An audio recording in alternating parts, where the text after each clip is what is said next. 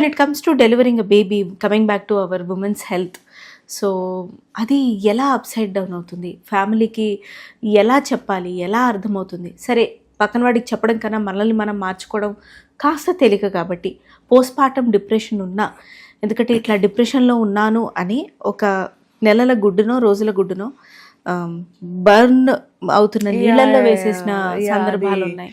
దీన్ని అసలు ఎలా, ఈ బ్రూటల్ ఇన్సిడెంట్ని ఎలా తీసుకోవాలో తెలియదు. అంటే అంత నియంత్రణ కోల్పోతుందా అని నా డౌట్. డెఫినెట్లీ నేను మీరు ఈ సంఘటన చెప్తే నాకు ఒకటి గుర్తొచ్చింది. When I was studying in my post graduation, అప్పుడు ముందు రోజు డెలివరీ అయిపోయింది. పక్క రోజు పేషెంట్ నేను రౌండ్స్ కోసం వెళ్తే ఒకసారి పొద్దున్న లేదు, మధ్యాహ్నం లేదు, సాయంత్రం అడిగిపోయిందిరా బాబు అని మొత్తం ఎతికితే తర్వాత అంటే మర్నాడు పొద్దున్న ర్యాంప్ మాది 7 floors ఉంటుంది అనమాట హాస్పిటల్. 6th floor ర్యాంప్ మీద నుంచి నేను దూకేస్తాను గోల. ఓహో, మేమందరూ అచ్చు బాబో ఏంట్రా ఇది అని చెప్పి, మా వాళ్ళందరూ ఏంటి నువ్వే రౌండ్స్కి వెళ్ళావు అని చెప్పి, ఊరుకోవే బాబు ఇల్లుగా కూడా ఏడుస్తుంటే డాక్టర్కే చెమటలు పట్టించే సందర్భాలలో ఒక సందర్భం ఇది. నేను ఇంకా అప్పుడు బచ్చా డాక్టర్, పోస్ట్ గ్రాడ్యుయేట్, చిన్న ఐ వాజ్ లెర్నింగ్ అన్నమాట. నా జూనియర్, మేడం మీరే రౌండ్ చేశారు, ఏమైంది మేడం, మీరు ఏమన్నా అన్నారంటే, ఊరుకోవే బాబు నాకే తెలియదు సార్. ఎందుకలా, ఏమైంది? అలాగా అది ఏం లేదు, అమ్మాయి చెప్పిన పర్స్పెక్టివ్ ఏంటి, తర్వాత సైకియాట్రీ ఇవన్నీ అయ్యాయి తనకి. తను చెప్పింది ఏంటంటే తర్వాత ఆ రోజు కాదు, అది మళ్ళీ అదొక ధారావాహిక లాగా, బిడ్డను ఏం చేయలేదు, అదే నేను దూకేస్తాను అంటుంది. ఎందుకు అంటే నాకు తెలియకుండా ఏడవడం, వీటి లక్షణాలు చెప్తాను. ఇవి లక్షణాలు ఒకవేళ మీకు తెలిసిన వాళ్ళకున్నా, ఒకవేళ మీ ఫ్యామిలీలోని మీ వైఫ్కో, మీ చెల్లికో, మీ మర్దలకో, ఎవరికైనా when you see a women going through these things, better take her to the hospital. Judge చేయొద్దు తన్ని, బికాస్ తన చేతుల్లో కూడా తను వాంటెడ్లీ ఏం చేయట్లేదు, తనకు తెలియకుండా జరుగుతుంది ఇదంతా. తనకు తెలీదు తనతో ఇదంతా అవుతుందని. ట్రూలీ అంటే ఫన్నీగా ఆర్ లైట్ నోట్లో చెప్పాలంటే, చంద్రముఖి పూనిందని తనకు కూడా తెలీదు, గంగకు కూడా తెలీదు. అలాగే ఇది జరిగిందని పాప మా పేషెంట్కి కూడా సరిగా తెలియదు. ఎలా ఉంటాయి లక్షణాలు? సడన్ గా ఎందుకు ఏడుస్తున్నానో తెలియకుండా ఏడుపు రావడం, చిన్న దానికి ఫ్రస్ట్రేట్ అయిపోవడం, sleeplessness, stress. Breast feeding is very stressful. టీవీలో చూపించినంత అంత సూపర్గా ఏం ఉండదు. Breast feeding is very stressful, it is very painful. That is the reason. అక్కడ నుంచి అసలు ఫస్ట్ మొదలవుతుంది, ఏందిరా ఇది ప్రతి గంటకి ఏడుస్తాడండి వీడు అని చెప్పి కదా. సో చిన్న చిన్న వాటికి కోపం, ఆకలి లేకుండా ఉండడము, ఒక్కళ్ళే నిద్ర లేకుండా నైట్ అయినా కూడా ఇలా కళ్ళు తెరుచుకొని ఉండడము, లేదంటే ఒక్కళ్ళే కూర్చోవడము, ఎవరితో మాట్లాడకపోవడము, ఆ బేబీ గురించి బేబీకి చేయొచ్చు కానీ నాకు తెలియదా అని చెప్పి గబుక్కున కోపం, టూ మచ్గా ఎక్కువ రియాక్ట్ అయిపోవటము, ఇవన్నీ దే ఆర్ లక్షణాలు అనమాట. ఆకలి కొన్ని రోజులు 2 to 3 days తీసుకెళ్ళి ఇస్తున్నారు ప్లేట్, ఆ ప్లేట్లో ఫుడ్ తను తింటుందా పారేస్తుందా అని చెప్పేది కూడా కొన్ని ఇళ్లలో యాక్చువల్గా పట్టించుకోరు. ఫుడ్ ఇచ్చేసి బేబీని తీసుకొని వచ్చేస్తారు, తను ఫుడ్ తింటుంది అనుకుంటున్నారు కానీ తినట్లేదు. ఇది ఒక పేషెంట్ స్టోరీ యాక్చువల్గా. ఆల్మోస్ట్ తను 7 days ఏం ఫుడ్ తినలేదు. స్లీప్లెస్నెస్, పిచ్చిగా అయిపోయి వచ్చింది. సైకియాట్రీ హెల్ప్ తీసుకోవాల్సి వచ్చింది. మాది కౌన్సిలింగ్ సెషన్స్, దానికి ట్రీట్మెంట్, మెడిసిన్స్, యాంటీ డిప్రెసెంట్స్, ఇవన్నీ యాంటీసైకోటిక్ డ్రగ్స్ ఇవన్నీ ఇవ్వాల్సి వచ్చింది ఆ పేషెంట్కి. సో ఇవన్నీ లక్షణాలు, ఇవి చాలా బేసిక్ లక్షణాలు అనమాట. ఇవేంటంటే ఓవర్గా రియాక్ట్ అవుతుందిరా, ఇంట్లో వాళ్ళు ఎట్లా జడ్జ్ చేస్తారు?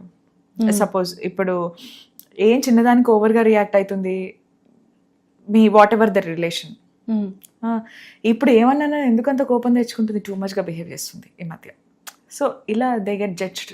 So all through their life women are judged. అవి ఇంకా ట్రిగరింగ్ పాయింట్స్. ఓకే, అది ఇంకా ట్రిగర్ అవుతూ ఉంటుంది. సో ఇదంతా ఒక విషయస్ cycle.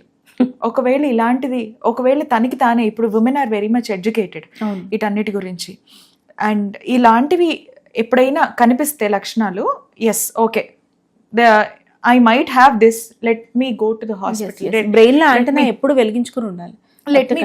let me go to a person who will help me through this. And చెప్పి you have to reach out to your gynecologist అంతే. So we can deal with this. Yes, okay. So ఈ entire ప్రాసెస్లో అండి, the role of doctor is really very crucial. అదే డాక్టర్స్ని కొన్ని brutal incidents జరిగినప్పుడు patients తరఫు వాళ్ళు వచ్చి వాళ్ళేదో విని వాళ్ళేదో పాటించి వాళ్ళేదో పాటించక అన్ఫార్చునేట్లీ పేషెంట్కో చైల్డ్కో ఎవరికో ఏదైనా అయినప్పుడు కొన్నిసార్లు మీరు ఇందాక చెప్పినట్టు ఎవరూ దేవుళ్ళు కాదు, సాయశక్తులా ప్రయత్నించిన ఈదర్ మదర్ ఆర్ బేబీని సేవ్ చేయలేకపోవడం, అనామలీస్ తోటి బేబీలు పుట్టినప్పుడు మీరు ఏం చేస్తారు? No one can predict certain things కదా. సో అలాంటప్పుడు లేదు డాక్టర్ పలానా రోజు చేయకపోవడం వల్లే ఇదంతా అని చెప్పేసి వచ్చి అబ్యూజ్ వర్బల్గా చేయడం, లేకపోతే ఫిజికల్గా ఏదైనా కొట్టి గిట్టి చేసే ప్రయత్నం చేయడం, ఆర్ ఎల్స్ మనం చూస్తున్నటువంటి సినారియోస్ నైట్ డ్యూటీసో డే డ్యూటీసో ఉన్న డాక్టర్స్ని అసాల్ట్ చేయటం. ఎప్పుడూ డాక్టర్ని కూడా విమెన్ డాక్టర్ అంటే అదొక ఆబ్జెక్ట్ లాగా సాటి వాళ్ళే, సేమ్ అదర్ డాక్టర్స్ సీనియర్స్ వాళ్ళే చూడడం. As a doctor you need to face a lot a women being a doctor. Yes ఏమండి? సో ఈ నైట్ డ్యూటీలు వద్దు, నైట్ డ్యూటీలు ఎందుకు వేస్తారు, లేకపోతే ఇలా వచ్చేసి నువ్వు 6 ఇంట్లో ఉండు 5 ఇంట్లో ఉండు, ఎంతసేపు అలాగే ఉంటుంది నువ్వు ఇంట్లో ఉండు, ఇలాంటి వాటికి మీరు సమాధానం ఏం చెప్తారు? యాక్చువల్గా మీరు అడిగింది సింపుల్గా కనిపించిన కూడా చాలా బరువైన క్వశ్చన్లు 4-5. సో ఫస్ట్ థింగ్ వచ్చేసి దీన్ని మనం డివైడ్ చేసుకుంటే, first thing night duties female doctors assault అని అన్నారు కదా. Night duties night are day అండి, వాట్ ఎవర్ మన కర్మ కొద్ది ఫీమేల్ డాక్టర్స్ ఒంటరిగా దొరికితే అసాల్ట్. నైట్ ఆర్ డే, వాడికి అయితే ఉంది డే, నైట్ అయినా డే అయినా ఏదైనా కూడా. ఇప్పుడు ఫస్ట్ థింగ్ డాక్టర్కి, ఇప్పుడు వేరే ప్రొఫెషన్స్కి డాక్టర్ ఉద్యోగానికి ఏంటి తేడా అంటే, ఇప్పుడు ఏ ప్రొఫెషన్ అయినా కూడా ఓకే ఆఫీస్ 10 గంటలకు తెరుస్తారు, 4 మూసేస్తారు. ఒకవేళ ఏదైనా ఎక్స్ట్రా డ్యూటీ పడితే ఇంట్లో వాళ్ళకి ఫోన్ చేసి నాకు ఎక్స్ట్రా డ్యూటీ పడిందనో ఏదో, లేదంటే ఓకే నైట్ ఏదైనా కూడా దే విల్ హ్యావ్ షిఫ్ట్స్ కదా, ఈ టైంకి అయిపోతే నేను ఈ టైంకి ఇంట్లో వచ్చేస్తా అని చెప్పి క్లారిటీ ఉంటుంది. డాక్టర్ల బతుకులకి ఏంటంటే మూటాములు సర్దుకొని కరెక్ట్గా బయటపడదాను రా దేవుడు అనేసరికి మా గైనకాలజిస్ట్, అంటే నేను గైనకాలజిస్ట్ కానీ గైనకాలజిస్ట్ పర్స్పెక్టివ్ చెప్తాను. ఒక పేషెంట్ మేడం నొప్పులు అని చెప్పొస్తుంది, దాన్ని ఏమంటుంది, దాన్ని అనలేం కదా మనం, దాన్ని ఆపలేము. యాజ్ ఎ డాక్టర్ నేను నో చెప్పకూడదు, అది నా వృత్తి ధర్మం కాదు. వెళ్తాను చూస్తాను, అది నార్మల్ డెలివరీ అయింది అనుకోండి, జనాలకు ఎట్లా కనిపిస్తుంది, మేడం నార్మల్ డెలివరీ అయింది, మేడం ఏం చేసింది, నార్మల్ యాక్చువల్గా సిజీరియనే మాకు ఈజీ, అరగంట పని సిజీరియనే, హ్యాపీగా వెళ్ళామా, కోసామా, తీసామా, కుట్టేసామా, వచ్చామా. నార్మల్ డెలివరీ అంటే బేబీ కిందకు వచ్చిందా లేదా, baby all through the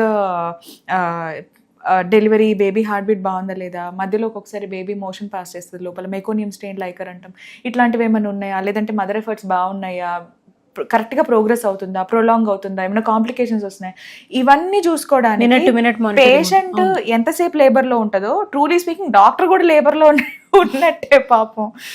okay she or he will they have to stay with the patient. Yes of course. So ఇలా ఇంత చేసినా కూడా ఒక్కొక్కసారి ఒకవేళ ఎవ్వరు ఏ డాక్టర్ అయినా, గైనకాలజిస్టే కాదు ఏ డాక్టర్ అయినా ఆఖరికి ఐ కెన్ సే ఏ మనిషి అయినా సాటి మనిషికి ఎందుకు చంపాలనుకుంటారు? అండ్ మోర్ ఓవర్ మేము చదువుకుంది ఏంటి, సేవ్ చేద్దామనే కదా, మా జీవితం అంతా తగలెట్టుకొని చదువుకుంది. అలాంటిది మేము ఎందుకు ఎవరైనా చంపాలని ప్రయత్నిస్తాం, ఆర్ మేము వాంటెడ్లీ ఎవరు చెయ్యరు ఇది. అండ్ మేము దేవుళ్ళం కాము, ఫస్ట్ థింగ్ ఇది డిస్క్లైమర్, ఇది మేము దేవుళ్ళం కాదు. మేము మా 100% మేము ట్రై చేస్తాం. కొన్ని మా చేతుల్లో కూడా ఉండవు, కొన్ని కాంప్లికేషన్స్ చెప్పి రావు. ఒక్కొక్కసారి బేబీ బయటకు వచ్చిన తర్వాత క్రై లేదు ఉండకపోవచ్చు, మాకు అప్పటిదాకా మరి హార్ట్ రేట్ ఇంప్రూవ్, లోపల బయట ఏడుస్తాడో ఎట్లా తెలుస్తుంది? సో కొన్ని సిచ్యువేషన్స్, కొన్ని కాంప్లికేషన్స్ మేము కూడా ఫోర్స్ చేయలేము. అయినా బేబీ మెకోనియం పాస్ చేస్తుందో లేదో మీకు ఎలా తెలుస్తుంది? అది ఇన్ఫెక్షన్ వస్తుంది. అది చూసినప్పుడు ఒక్కొక్కసారి ఎలా ఉంటదంటే, అటు నుయ్యి ఇటు గొయ్యి ఏదో ఉంటది కదా, సో అలాగనమాట. ఏదన్నా ఎమర్జెన్సీ C-సెక్షన్ కి తీసుకొని వెళ్తే మేము ట్రై చేస్తాం బేబీని సేవ్ చేయడానికి. కాంప్లికేషన్ వస్తుంది, అయ్యో బేబీ హార్ట్ రేట్ కొంచెం వీక్ అవుతుంది, ఎమర్జెన్సీగా సిజేరియన్ సెక్షన్ తీసుకెళ్తాం. సిజేరియన్ సెక్షన్ తీసుకెళ్లేది ఎందుకు, బేబీని సేవ్ చేయడానికి. మేము అక్కడ 100% ట్రై చేస్తాం. అది చేసినా కూడా ఒక్కొక్కసారి మా చేతుల్లో లేదనుకోండి, లేదంటే బేబీ NICU అడ్మిషన్ అయింది అనుకోండి, బయట ఇంకా గోల రచ్చ చేస్తారు. వాళ్ళు ఆ రేజ్ని మేము అర్థం చేసుకోగలం, we can understand and we respect it. కాకపోతే మేము కూడా మా సైడ్ స్టోరీ అనేది యూజువల్గా ఎవరు వినరు, ఎవరు అర్థం కొన్ని చేసుకోరు, కూల్ డౌన్ అయిన తర్వాత కూడా వినాలనే ప్రయత్నించరు. ఆ rage okay fine, but then all everything set and done. అదంతా కూడా ఇప్పుడు అసలు వాళ్ళు బాగానే ఉంటారు, పక్క నుంచి వెలిగించే వాళ్ళు ఉంటారు. సో అరే మా దగ్గర ఇలా అవ్వలేదు, మా దగ్గర ఈమె ఇందాక దాకా లేదు, ఇందాక ఎప్పుడో వెళ్ళిపోయింది, so through the pregnancy through the process ఈమె లేదు కదా, కావాలనే చేసిందేమో. ఇట్లా మేము కూడా మనుషులం, మాకు కూడా ఒక లైఫ్ ఉంటుంది, ఒక కొంపు ఉంటుంది, పిల్లలు ఎవరో ఉంటారు, హస్బెండ్ ఉంటారు, లేదంటే వైఫ్ ఉంటుంది, హౌస్ ఉంటుంది. అది నేను ప్రియారిటీ అని నేను చెప్పట్లేదు. When we have chosen this white coat, అప్పుడే ఇల్లు పిల్లలు ఇవన్నీ సెకండరీ అని మాకు మేము టు సమ్ ఎక్స్టెంట్ ఒప్పేసుకుంటాం, తెగించేస్తాం, అయిపోతుంది.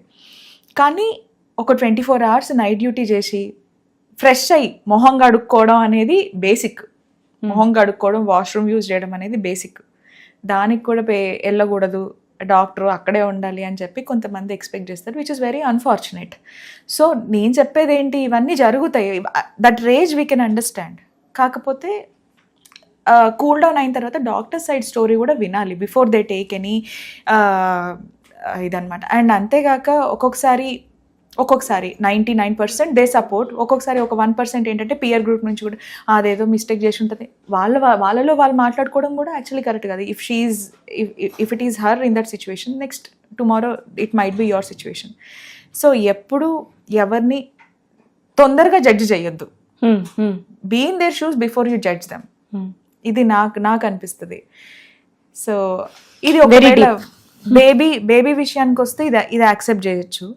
ఈఆర్లో లేదంటే ఎమర్జెన్సీ రూమ్లో ఇప్పుడు ఒక 60-70 years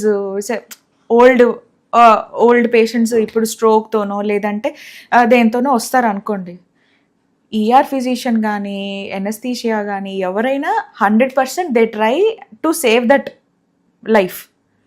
ఓకే, ఈ వెంటిలేటర్ మీదకి వెళ్ళారు, ఏదైనా కూడా వెంటిలేటర్ మీద వాళ్ళు పెట్టారు, టైంపాస్కి పెట్టాం కదా. యాక్చువల్గా వెంటిలేటర్ మీద పెడితే మాకే ఎక్కువ ఆ యూరిన్ ఎంత వస్తుంది, సాచురేషన్స్ మంచిగా ఉన్నాయా, ఆక్సిజన్ సరిగా తీసుకుంటున్నారా లేదా, ఇవన్నీ మాకే ఎక్కువ బర్డన్ కదా. యాక్చువల్గా మేము ఎందుకు తెచ్చుకుంటాం, ఇవన్నీ తెచ్చుకోం కదా.